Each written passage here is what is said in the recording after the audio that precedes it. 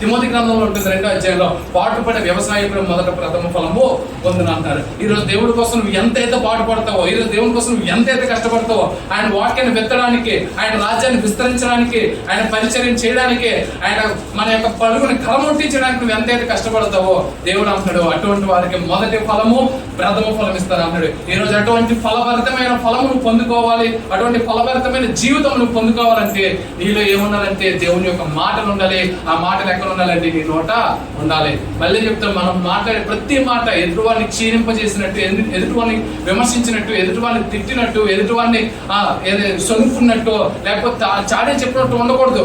మన నోటి నుంచి ప్రతి ఒక్క మాట ఏమై ఉండాలంటే జీవం కలిగి ఉండాలి. ఎందుకంటే మనం ఎవరి పిల్లలం? దేవుని యొక్క పిల్లలు. మనం ఎవరి వశంలో ఉన్నాము? ఆత్మ వశంలో ఉన్నాము. అది ఏ ఆత్మ?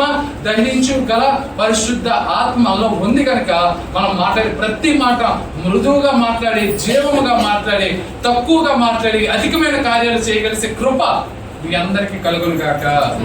ఆమేన్.